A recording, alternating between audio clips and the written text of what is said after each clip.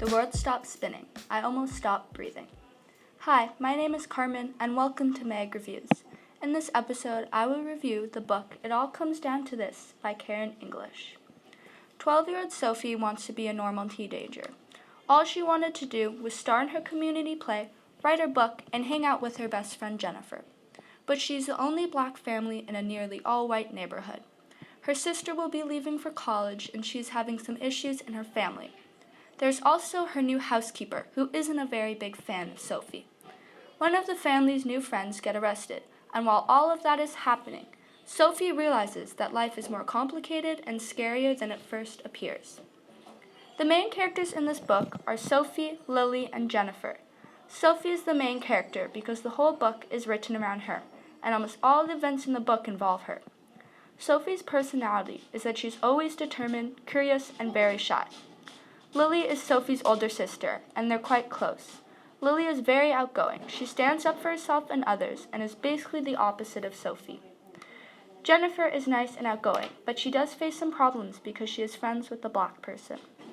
The book takes place in 1965 in Los Angeles, and they live in an upper middle-class neighborhood.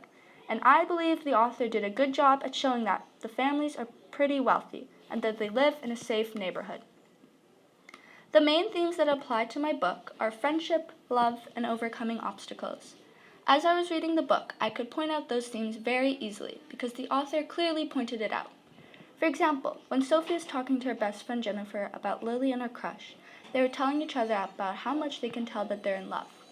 As you heard in my summary, and maybe as you're reading the book, you will see how Sophie overcomes a lot of obstacles. I think that some readers would enjoy it and some wouldn't.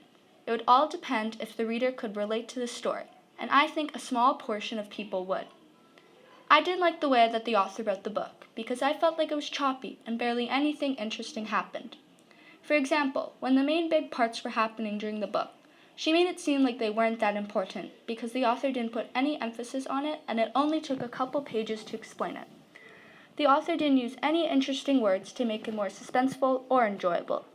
The book was very easy to read and understand because the vocabulary was very simple. But there were certain parts where the author would mention other people, but not bring them up ever again. It didn't really change the story, but I thought it was a little weird and not a good idea, because it might confuse whoever is reading it. I felt like the book was complete because the author would make sure to finish all the thoughts of the characters, and it didn't feel like the story was missing something. This book did not engage my emotions at all. It made me think a little bit about what I just read, but not as much as I would like it to. I like books that make me laugh and think about it for a long time, and this book didn't do that for me. I also enjoy reading books that I can relate to, and I thought I would when I read the summary of the book, but as I was reading more and more, I realized that I didn't relate to it at all. I don't think that everyone would enjoy the book, because it's more like a teenager type of read. So with that in mind, I would say that ages 12 to 14 would enjoy reading it. I would say anyone under 12 might not understand or not really be interested in the different subjects in the book.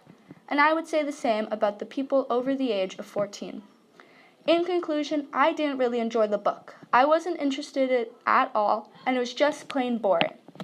I would give It All Comes Down to This a 2 out of 5 stars. I would not recommend reading this book.